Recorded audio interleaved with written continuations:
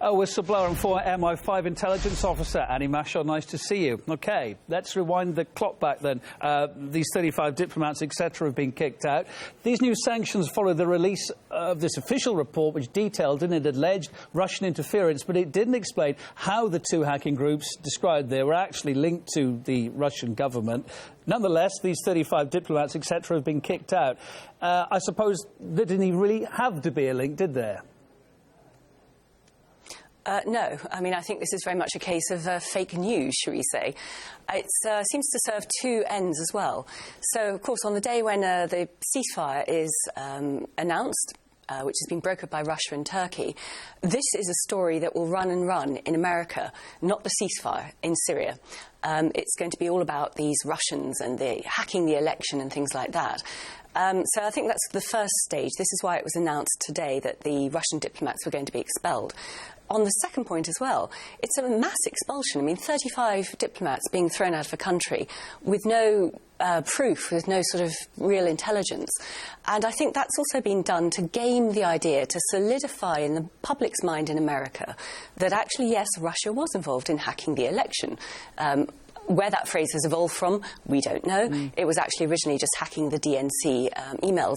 So I think it's a sort of two-pronged attack that has been carried out. It's been very carefully announced today to achieve that.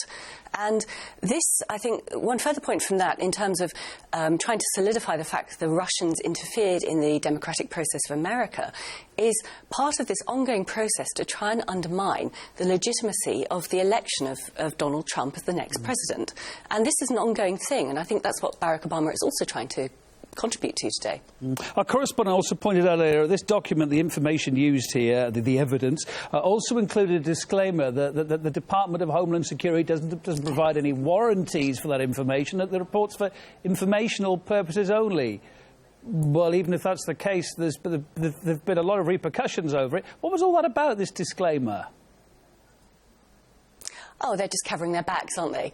They know it's a bunch of rubbish. I mean, you know, there's a lot of information in there about, you know, the technological spec, that sort of thing. They're trying to blind people with science, but there's no real evidence. Now, of course, running in parallel to this is a more serious investigation that Barack Obama apparently asked the CIA to carry out into this alleged Russian hacking of the election. And that report is due to be announced no later than the 20th of January next year. Now, bearing in mind that's actually the date of President-elect Trump's inauguration, that's very interesting timing. Yes, wouldn't it have been timely to have had this idea? I was going to say, therefore, wouldn't it is timely that this punishment, if you like, without any proof, has happened now, because maybe that punishment couldn't have been carried out at this later date when this report's going to be released. Trump will be in charge. Absolutely. Absolutely. I mean, the fact that they're not actually standing by, they're not warranting the report they put out today, the Department of Homeland Security, rather points to the fact that it is pure propaganda, and they know it. And I think, you know, whatever the CIA comes up with, the deep state, the military-industrial complex, to try and debar Trump from taking the inauguration into the American presidency, this is just sort of a part of the sort of setting the scene for that CIA report. The deep state, the military-industrial complex, is very keen to make sure that Trump does not get into power, does not become the next president, is not inaugurated, because they want the very rapidly heating new Cold War with Russia to remain on track. Just something else I wanted to ask you about this, looking at the details of it. So there's the 35 Russian diplomats. There are a number of others. There are also two information-gathering areas in America that are going to be closed down as well. Russian information-gathering areas. What are they?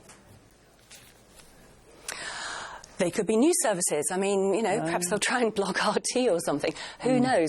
Of course, it has been announced as well over the last week that the Americans have just set up an organisation called the Global Centre for trying to stop fake news. And this is also happening in other countries. The Germans have announced this. The Czech Republic has announced it. Other countries are probably doing the same thing across Europe as we speak. They're just not announcing it. So I think there is going to be quite a strong pushback against alternative news sources to try and clamp down on what we are all allowed to read in our countries, and, you know, so we won't get a different perspective. Annie Mashal, we'll leave it there. We'll let you get on with your night. Whistleblower and former MI5 intelligence officer, always very welcome on this programme. Nice to see you.